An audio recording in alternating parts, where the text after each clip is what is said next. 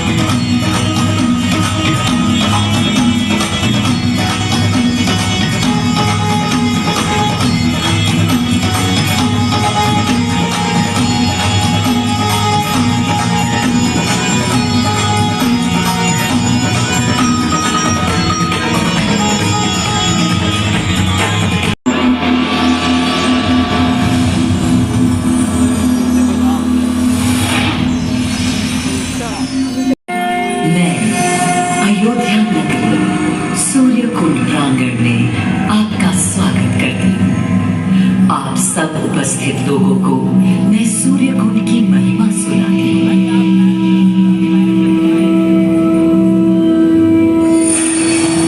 भारत की मिट्टी अनेकों दिव्य आत्माओं की जन्मस्थली है, पर आज मैं आपको कथा सुनाऊंगी भगवान विष्णु के उस अवतार की जिनके अवतरण से मैं पावन हो गई सदा सदा के लिए। माँ कौशल्या की गोद में जन्म लिया मर्यादा पुरुषोत्तम श्री राम ने अधर्म के नाश के लिए, धर्म की विजय के लिए। ये वाला मस्त लग रहा ना? किंतु उन्हें अयोध्या त्याग 14 वर्ष के वनवास पर जाना पड़ा। पुनः वो घड़ी आई जब सीता माता के साथ उनका पुनः आगमन अयोध्या में हुआ। हर्ष था चहुओं और उल्लास था हर दिशा में। वो घड़ी बस आने को थी जिसकी प्रतीक्षा में विद्वत थी जाने कब से। प्रभु राम का राज्याभिषेक बस होने को था, हर कहीं उत्सव था। पर इस उल्लास पर दुविधा की कालिमा छा रही थी। श्री राम प्रसन्न नहीं थे। राज्याभिषेक का कोई उत्साह उनके चेहरे पर नहीं था। उन्हें राज्य का लोभ नहीं था, सिर्फ अपनी प्रजा की चिंता थी।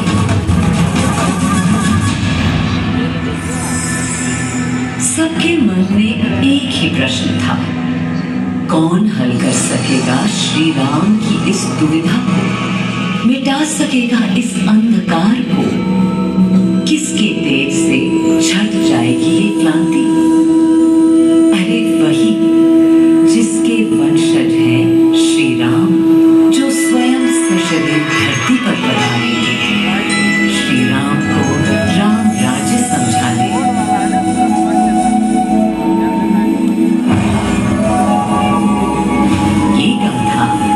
शक्ति पुंज की है जो पृथ्वी पर जीवन और सृष्टि का केंद्र था, है और रहेगा। वो अखंड शक्ति स्रोत जो दिशा दिखाता है सतत अनवरत, जिसने श्री राम का मार्ग प्रशस्त किया। आदि नारायण सूर्यदेव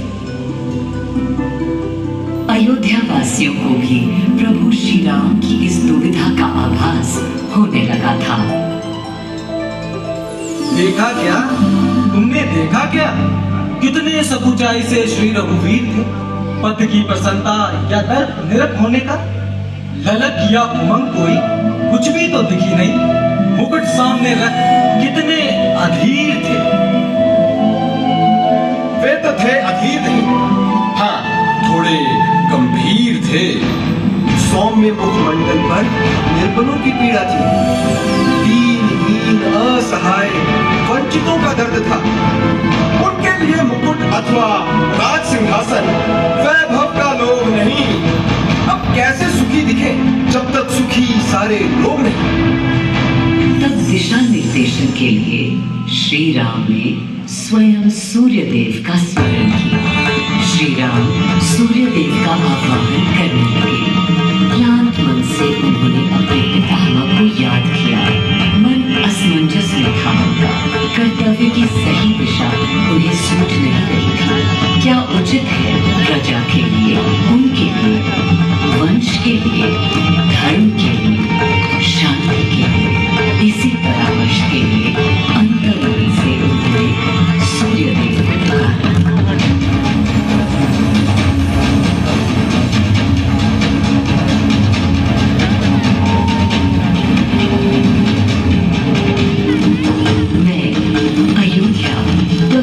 पवित्रतम हो गई हूँ। आज स्वयं श्री राम ध्यान रखें, मर्यादा पुरुषोत्तम आवाहन कर रहे हैं। उन सकारात्मक शक्तियों का संचार कर रहे हैं जो उन्हें, मुझे और मेरे यानी अयोध्या के हर निवासी को अनंत काल तक सही दिशा दिखाएंगे। संभव है स्वयं सूर्य देव सशरीर पधारे अयोध्या की धरा पर।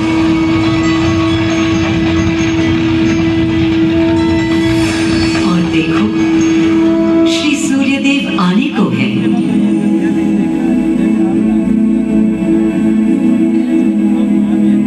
उनकी पहली किरण के स्पर्श से कलियां एक एक कर खिलने लगी।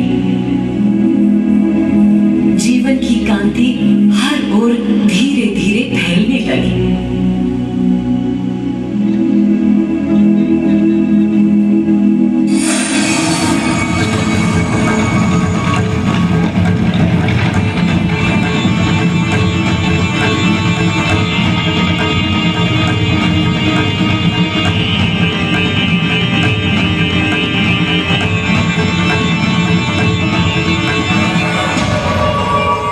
कितना अनोखा दिन है। स्वयं सशरीर अपने अलौकिक स्वरूप में पधारे हैं श्री सूर्य देव नारायण, और उनके अधीर मन के संशय मिटाने को। अधीर है या गंभीर है, मैं जानता हूँ क्या उनकी पीड़ा।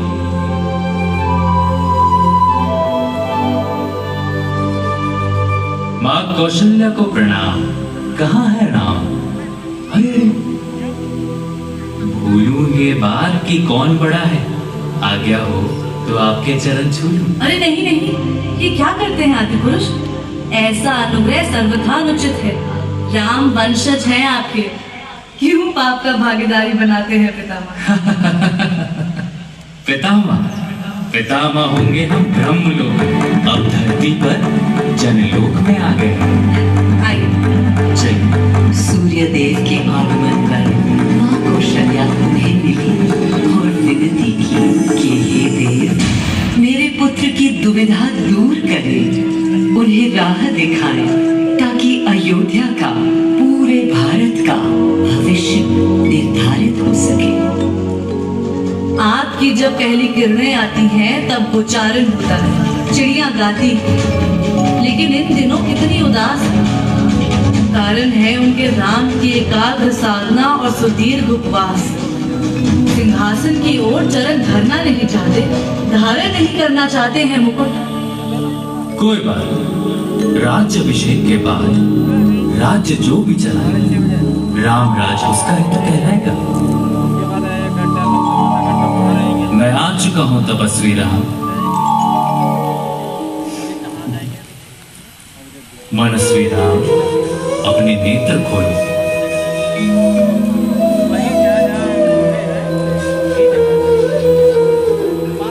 प्रणाम पितामह, प्रणाम। प्रणाम मेरे राम, प्रणाम। पितामह, राम राज्य क्या है? राम स्वयं पूछ रहे हैं कि राम राज्य क्या है। पुनः नया प्रश्न है। अभी तो आप कह रहे थे जो भी चलाए रहा था कि राम राज्य में राम के लिए भी विधान होंगे। आदिदेव, कुछ अनुमान तो मुझे है, लेकिन अब आप बताइए क्या विधान है।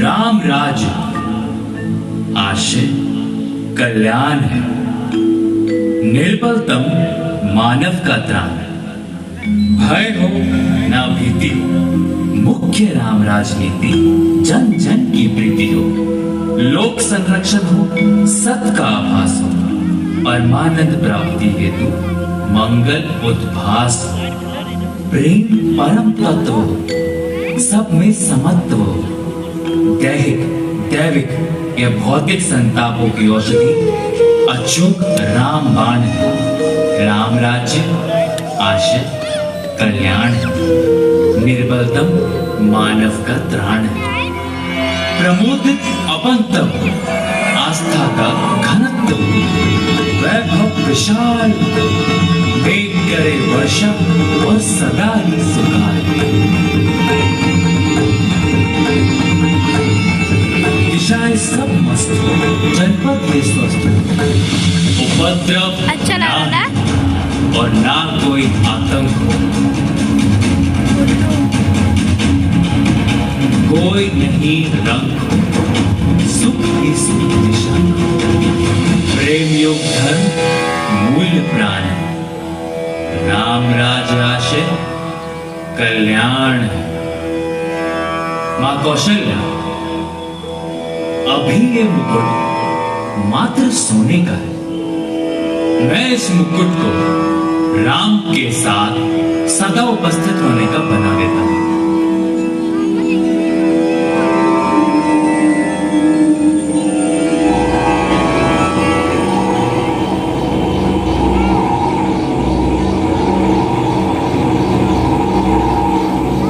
स्वयं सूर्य देव ने मेरी यानी अयोध्या की धरती पर श्री राम को राम राज्य का वर्णन सुनाया, उसका आधार रखा और उनके मुकुट को अपनी रश्मियों से आशीर्वाद दिया।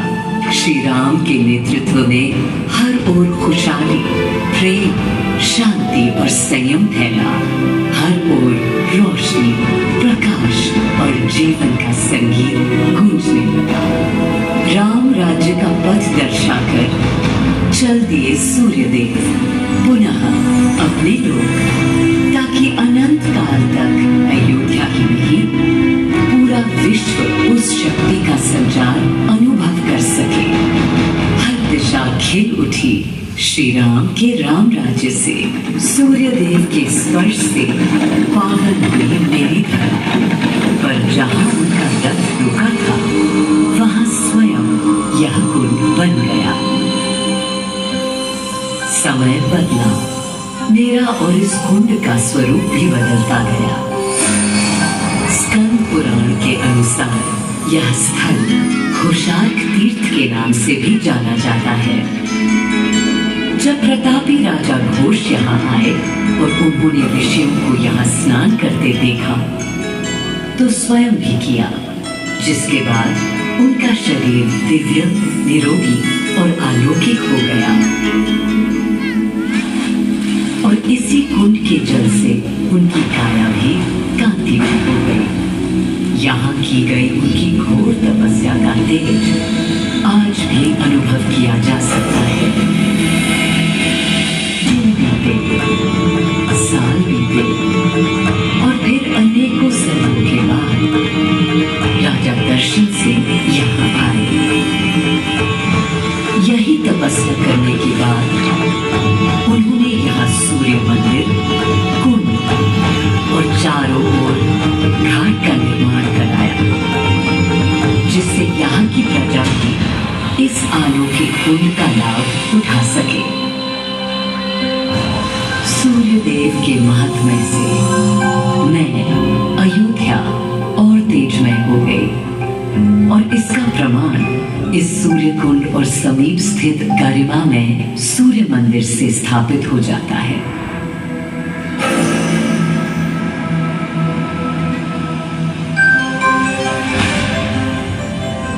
मैं अयोध्या इस हर्ष से पूरी नहीं समाती कि मेरी ही धरती पर राम राज्य की आधारशिला रखी गई।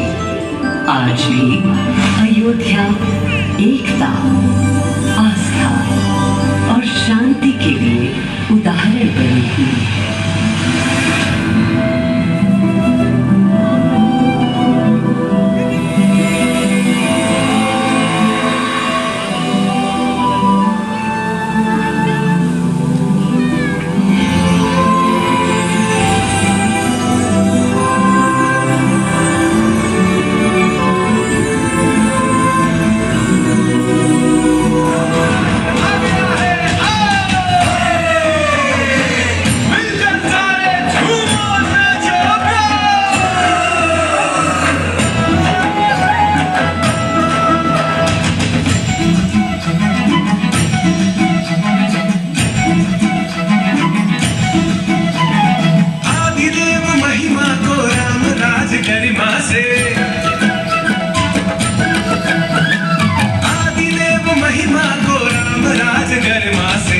अपना लो चितला,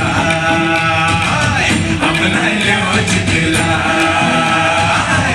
देव महिमा को राम राज गरिमा से अपना लो चितला।